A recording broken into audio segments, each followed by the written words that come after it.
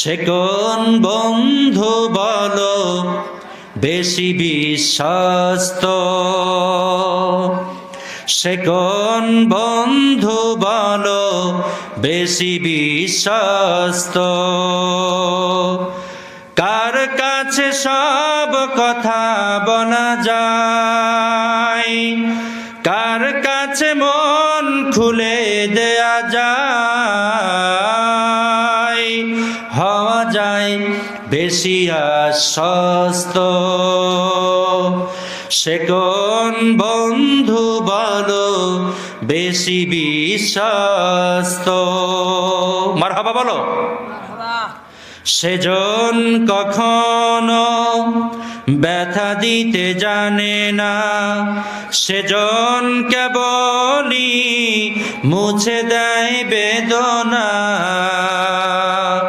সেজন কখনো ব্যথা দিতে জানে না, সেজন কেবলই মুছে দেয় বেদনা। হৃদয়ের হাহাকার আপন করে নিতে আর হকার বুক এত প্রশস্ত। সে কোন বন্ধু বলো বেশি বিশ্বস্ত, কার কাছে সব কথা বলা যায়, কার কাছে সব কথা বলা যায়, হওয়া যায় বেশি আশ্বস্ত। মারহাবা বলো। তাহলে আমাদের সবচাইতে বিশ্বস্ত হচ্ছে রহমাতুল লিল আলামিন। আমরা নবীজিকে সবচাইতে বেশি ভালোবাসি, মহব্বত করি। আরেকবার সুবহানাল্লাহ বলা যায় না? আলহামদুলিল্লাহ। একটা ছোট্ট এক্সাম্পল এবার দেব। আমি খুব অবাক হচ্ছি আজকে, মুফতি সাহেব আপনার স্টুডেন্টদেরকে এখানে দ্রুত পৌঁছায় দিলে ভালো হয় না? এটা বারবার ভিতরে যাচ্ছে কেন? সামনে বসে পরিবেশটা নষ্ট হচ্ছে না? হাজী সাহেব এখানে চলে এসেছে। সকাল বেলায় যদি কোনো মানুষ, একটু ভালো করে খেয়াল করে উত্তর দিবা, মঞ্চের উপরে আবার হাজী সাহেব আছেন। সকাল বেলায় যদি কোনো ব্যক্তি, বাঙালি মানুষ আমরা, পান্তা ভাতে বাঙালি আমরা, তো সকাল বেলায় কোনো ব্যক্তি যদি খাবারের সাথে, পান্তা ভাত হোক আর যে কোনো খাবার হোক, সেই খাবারের সাথে যদি সকাল বেলায় কোনো ব্যক্তি পেঁয়াজ খায়, কি বলেছি? পেঁয়াজ যদি কোনো ব্যক্তি সকাল বেলায় খায়, তাহলে সকাল বেলায় পান্তা ভাতের সাথে হোক আর খালি ভাতের সাথে হোক, এই পেঁয়াজ সকাল বেলায় কোনো ব্যক্তি খাওয়ার পরে সারাদিন পোলোয়া খাক, রুটি খাবে, হালুয়া খাবে, কোরমা খাবে, এরপরে গরুর গোশ, খাসির গোশ, মুরগির গোশ, যা খুশি সারাদিন সব খাবে, কিন্তু সন্ধ্যাবেলায় যদি মুখের কাছে একটু হাঁ করে, একটু নিঃশ্বাস দেয়, তাহলে ওই মুখ থেকে পেঁয়াজের গন্ধ সন্ধ্যাবেলাতেও পাওয়া যাবে। ঠিক কিনা? তার মানে ছোট্টবেলায় যদি কোনো স্টুডেন্ট, ছোট্টবেলায় যদি কোনো সন্তান কোরআনের শিক্ষায় শিক্ষিত হয়, একটু কোরআন হাদিসের জ্ঞানে জ্ঞানী হয়, এরপরে সেই সন্তান যদি ডক্টর হয়, ইঞ্জিনিয়ার হয়, বড় বড় কর্মজীবী হয়, কর্মচারী হয়, বড় বড় ব্যবসায়ী হয়, কিন্তু ছোট্টবেলায় কোরআন শিক্ষা গ্রহণ করার কারণে সারাটা জীবন তার এই কোরআনের শিক্ষাটা কাজে লাগে। জোরে বলি একবার সুবহানাল্লাহ। ছোট্টবেলায় কোরআনের শিক্ষা তার ভিতরে থাকার কারণে এই সন্তান কখনোই ঘুষ খেতে পারে না। এই ছোট্ট সন্তান যার মধ্যে কোরআনের আলো আছে, এই ছোট্ট সন্তান কখনোই সুদ খেতে পারে না। ছোট্ট সন্তান যার মধ্যে কোরআনের আলো আছে, কোরআনের জ্ঞান আছে, এই সন্তান কখনো মা বাবার সাথে খারাপ আচরণ করতে পারে না। এই ছোট্ট সন্তান তার ছোট্ট জীবন থেকে শুরু করে একদম বৃদ্ধ বয়স পর্যন্ত প্রত্যেকটা সেক্টরে বাবা হিসাবে, স্বামী হিসাবে, নানা হিসাবে, ব্যবসায়ী হিসাবে, চাকুরিজীবী হিসাবে প্রত্যেকটা সেক্টরে তার মধ্যে কোরআনের আলো থাকার কারণে আল্লাহ রাব্বুল আলামিনের পক্ষ থেকে আলাদা একটা রহমত থাকবেই। তার মধ্যে কোরআনের জ্ঞান থাকার কারণে সঠিক মানুষ যেভাবে পরিচালিত হয় সেইভাবে তিনি পরিচালিত হওয়ার জন্য চেষ্টা করবেন। জোরে বলি একবার সুবহানাল্লাহ।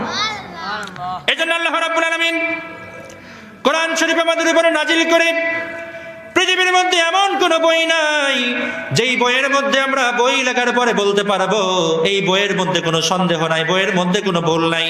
আল্লাহ রাব্বুল আলামিন কোরআন শরীফের মধ্যে প্রথম কোরআন খোলার সঙ্গে সঙ্গে যেই সূরাটা আমরা পড়তে পারি নামাজের মধ্যে, প্রত্যেক রাকাতে প্রথমেই যেই সূরাটি পড়তে হয়, একটু বলো তো দেখি সূরাটার নাম কি?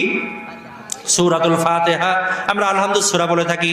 সূরাতুল ফাতিহার শুরুতে আল্লাহ রাব্বুল আলামিন কত চমৎকার করে আমাদেরকে জানিয়ে দিয়েছেন। আল্লাহ রাব্বুল আলামিন বলেন, আলহামদুলিল্লাহি রাব্বিল আলামিন। জোরে বলতে হবে একবার, আল্লাহু আকবার। আল্লাহ আল্লাহ বলছেন আলহামদুলিল্লাহি রাব্বিল আলামিন। আমি আলোচনার শুরুতে সবাইকে প্রশ্ন করেছি যে আজকে আমরা এখানে এসেছি, কোরআন শোনার জন্য বসেছি, আমরা এখানে আসার কারণে আমরা শুকরিয়া আদায় করেছি কার?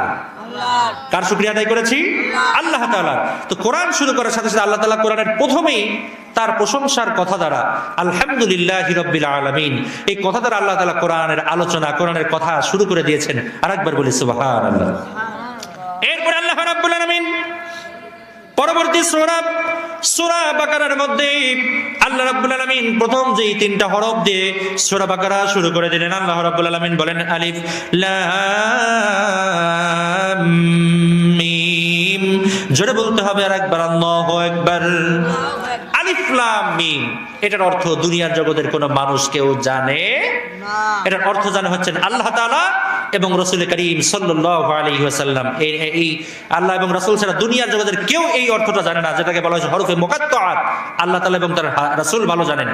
আয়াতে কারিমার শুরুতে এই শব্দটার পরেই আল্লাহ তাআলা চমৎকার ভাবে আয়াতে কারিমা শুরু করে দিয়েছেন। আল্লাহ রাব্বুল আলামিন বলেন যালিকাল কিতাবু লা রাইবা ফি হুদাল লিল মুত্তাকিন। জোরে বলতে হবে আরেকবার, আল্লাহু আকবার। আল্লাহু আকবার। আল্লাহ রাব্বুল আলামিন বলেন ও দুনিয়ার মানুষ, এমন কিতাব আমি নাজিল করেছি, এমন কোরআন আমি তোমাদের জন্য নাজিল করে দিয়েছি, যেই কিতাবের মধ্যে, যেই কোরআনের মধ্যে আমি আল্লাহ তাআলা কথার শুরুতে, আলোচনার শুরুতে একটা চ্যালেঞ্জ ছুড়ে দিলাম। আমার কোরআনের মধ্যে, আমার কথার মধ্যে তোমরা কখনোই কোনো ভুল খুঁজে পাবে না। চিল্লায় বলতে হবে আরেকবার সুবহানাল্লাহ। তাহলে যেই কিতাব আল্লাহ তাআলা আমাদের জন্য নাজিল করলেন, এই কিতাবের মধ্যে কোনো ভুল নাই। কোনো ভুলের সংশয় নাই। এই কোরআনের মধ্যে ভুল আছে, এই চিন্তা করাটাও আমাদের জন্য বৃথা। এই কোরআন শরীফের মধ্যে আল্লাহ তাআলা কোনো ভুলই রাখেন নাই। এমন কিতাব আল্লাহ তাআলা নাজিল করেছেন। এই কোরআনের কাছে আসার ব্যাপারে রাহমাতুল লিল আলামিন রাসূল করিম সাল্লাল্লাহু আলাইহি ওয়াসাল্লাম বারবার দোয়া করেছেন, আল্লাহ এই কোরআনের পথে তুমি আবু জাহেল অথবা উমরে ফারুক রাদিয়াল্লাহু তাআলা আনহু, এই দুইজনের একজনকে আমার এই কোরআনের জন্য কবুল করে নাও। সুবহানাল্লাহ পড়ো। সুবহানাল্লাহ। এই দুজনের একজনকে কবুল করার ব্যাপারে যখন বারবার দোয়া করলেন, আল্লাহ রাব্বুল আলামিন রাহমাতুল লিল আলামিন নবীজির এই দোয়াটা আবু জেহেলের জন্য কবুল না করে ওমরে ফারুকের জন্য কবুল করলেন। যে কারণে ওমরে ফারুক যেই অবস্থায় জিরো ছিল, এই জিরো অবস্থায় আল্লাহ তাআলা কোরআনের জন্য কবুল করার কারণে আল্লাহ রাব্বুল আলামিন ওমরে ফারুককে হিরো বানায় দিলেন। আরেকবার বলি সুবহানাল্লাহ। ছোট্ট একটা ঘটনা বলি, কিতাবের মধ্যে আসি কোরআন কেমন মুজিজা।